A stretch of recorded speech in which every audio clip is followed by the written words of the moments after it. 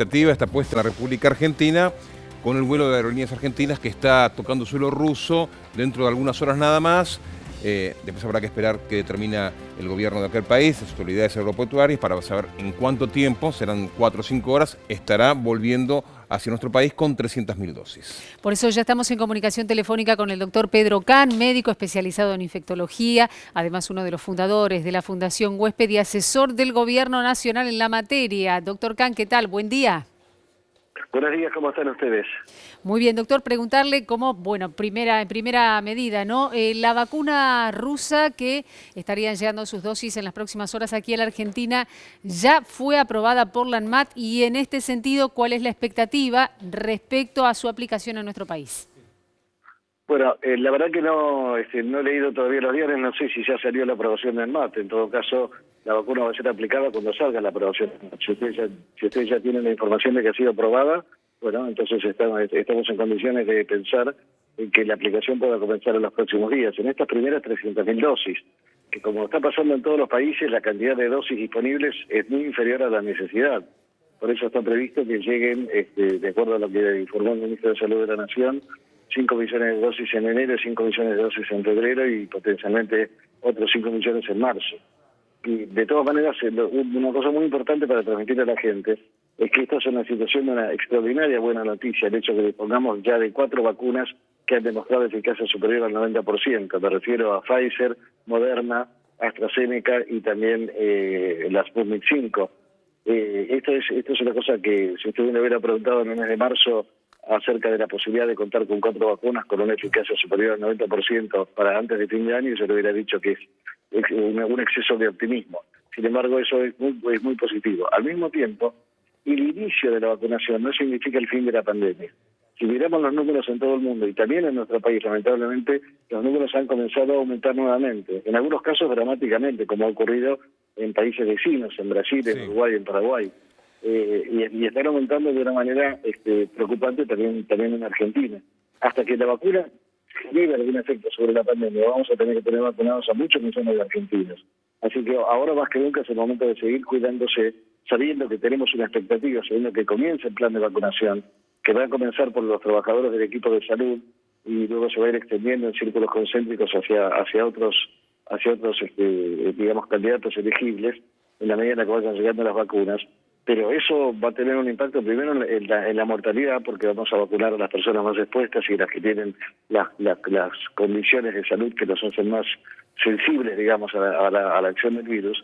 Pero no va a parar la transmisión hasta que no tengamos por lo menos Doctor, el 70% de la vacunación de la población vacunada, ¿no? a ver si usted nos puede ayudar a entender lo que yo denomino como una zona gris, ¿no? Porque es cierto, si Dios quiere, se va a publicar rápidamente los resultados preliminares de fase 3 de esta vacuna de origen ruso y las personas de mayores de 60 años van a poder empezar a vacunarse, si Dios quiere, en el mes de enero, es lo que dijo el gobierno ruso. Pero en el mientras tanto, mientras la gente se esté vacunando, esto va a llevar varios meses, el virus va a estar circulando. ¿Qué sucede si una persona que se aplicó la vacuna en el término de esos 20 y pico de días hasta que empieza a ser inmune a la enfermedad, contrae coronavirus? Mire, lo que sabemos de los estudios clínicos hasta ahora es que el hecho de estar vacunado protege contra las formas graves. Es decir, en todo caso, estar vacunado va a ser mejor que no estar vacunado, aun cuando tenga la vacunación incompleta, porque lo que hemos visto es que en los estudios clínicos de las diferentes vacunas, incluyendo la vacuna Sputnik, lo que ocurre es que las personas que contraen coronavirus, a pesar de estar vacunadas, no hacen formas severas que requieran la administración de oxígeno, internación en terapia intensiva, etcétera.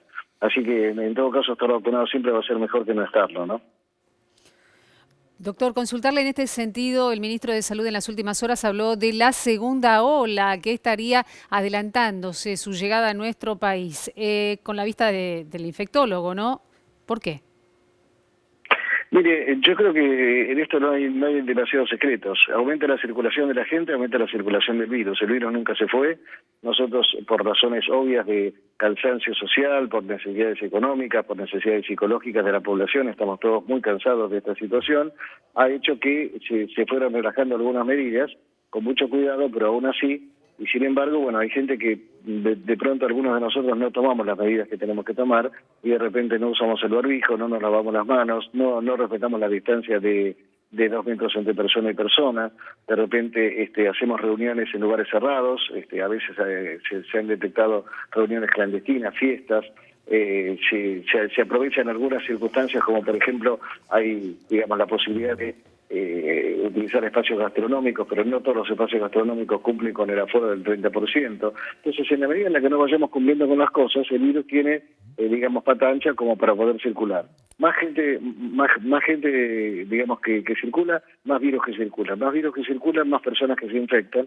Más personas que se infectan implica que una proporción va a necesitar oxígeno, una proporción va a necesitar internación en terapia intensiva y una proporción lamentablemente va a morir. Ayer tuvimos 8.000 y tantos casos y hubo más de 200 muertes en el día de ayer. No sé qué estamos esperando para realmente tomar conciencia, sobre todo ahora que tenemos la perspectiva de que en unos meses vamos a tener vacunación masiva para mucha gente, pero eso va a demorar, no va a ser al inicio. Al principio va a ser una vacunación selectiva por la disponibilidad de dosis. En la Argentina y en cualquier otro país del mundo, bueno, tenemos más que nunca que redoblar los esfuerzos para no ser nosotros de alguna manera cómplices de lo que está haciendo el virus, ¿no? Doctor, la primera vacuna que va a llegar es la rusa, 300.000 dosis probablemente mañana. Concretamente, un médico que está entre los primeros que se van a vacunar, de 61 años, ¿el viernes se vacuna o no? No, hasta que no salgan los datos que digan que una persona mayor de 60 años puede vacunarse, una persona mayor de 60 no se va a vacunar. Y por otra parte tampoco se vacunaría, porque los médicos que tenemos más de 60, ese es mi caso, no estamos trabajando en la primera línea hospitalaria. Los primeros que se tienen que vacunar son los terapistas, son los médicos residentes, los enfermeros, las personas que están en contacto directo con los pacientes. Así que tampoco nos hubiera tocado en la primera vuelta a los médicos mayores de 60. Los médicos mayores de 60 nos vamos a vacunar en cuanto estén los datos publicados que digan que la persona mayor de 60 puede recibir la vacuna. Que yo no veo ninguna razón para que no la puedan recibir. De todas maneras hay que esperar los datos, pero tenga en cuenta una cosa importante. Cuando se hacen los estudios, las personas con comorbilidades, las personas, por ejemplo, con enfermedad pulmonar obstructiva crónica, hipertensión arterial, diabetes no controlada, etcétera, no forman parte de los estudios. Sin embargo, se van a vacunar.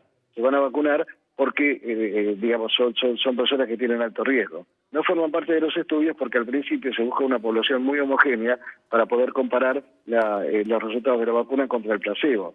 Pero eso no quiere decir que las otras poblaciones no puedan recibirla. Doctor, partiendo de la base de que sabemos muy poco de este virus, estamos aprendiendo sobre la marcha y teniendo como espejo a Europa, ¿esta vez podría estar equivocado justamente ese correlato con lo que está sucediendo en el viejo continente de cómo se está comportando el virus en esta parte del mundo? Porque vemos lo que sucede en Chile, vemos lo que sucede en Paraguay, vemos lo que sucede en Brasil, lo que está empezando a suceder en Uruguay y lo que está también nuevamente pasando en la República Argentina.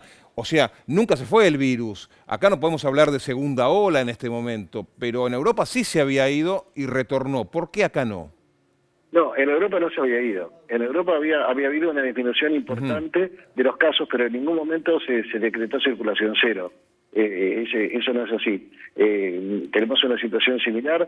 Tal vez habría que comparar el grado de aplanamiento de la curva en su momento en España, en Italia y compararla con la de la Argentina. No tengo ese dato, pero en ningún momento ningún país se declaró libre de coronavirus. Inclusive algunos países que se habían declarado libres de coronavirus, como el caso de China, tuvieron un rebrote y tuvieron que volver a cerrar. Lo que no hay que descartar es que efectivamente en algún momento haya que hacer cierres quirúrgicos, es decir, haya que cerrar un barrio, haya que cerrar alguna localidad, alguna ciudad, lo que sea, que no necesariamente tiene que ser aplicado a todo el país. Pero si nosotros queremos realmente controlar esta pandemia, tenemos que entender que tenemos que gestionarla de una manera tal que tome en cuenta las tres dimensiones que desde el principio de la pandemia venimos señalando. Una dimensión obvia que es sanitaria, una segunda dimensión que es socioeconómica, que no podemos ignorar por el impacto que ha tenido, y una dimensión psicológica individual, cómo impacta esto en la gente que llevaban, por lo menos, o muchos todavía llevan, muchos meses encerrados en sus casas sin salir. Doctor, por último, la ANMAT autorizó la utilización del suero equino. ¿Cuándo se llevará a la práctica la utilización masiva justamente de este suero aquí en la Argentina? Bueno, es una excelente noticia. Esta es una estrategia diseñada en la Argentina en un emprendimiento público-privado con participación del CONICET, del Ministerio de Desarrollo Productivo, digamos el Ministerio de Salud y la Universidad de San Martín y una empresa privada. ¿En qué momento se va a empezar a aplicar? En cuanto la empresa empiece a producir cantidades suficientes como para poder ponerla a disposición. Es muy interesante saber que es un tratamiento para que la gente entienda muy parecido al plasma de convaleciente, solo que en este caso, en vez de ser plasma de convaleciente, se utiliza suelo de caballo, y esto permite una producción a gran escala. Y esta producción a gran escala permite, como demostró el estudio, reducir hasta en un 45% la mortalidad y en casi 40% la necesidad de terapia intensiva y asistencia respiratoria mecánica. Entonces esto evidentemente va a significar un alivio importante para el sistema de salud si es que vamos a tener, si no nos cuidamos adecuadamente, una segunda ola muy importante a partir del mes de marzo o abril. Depende de nosotros tener una segunda ola o no y tener que usar mucho o poco sobre el clima. Gracias, doctor. Muy amable, como siempre. Muchas gracias. Al contrario, buenos días.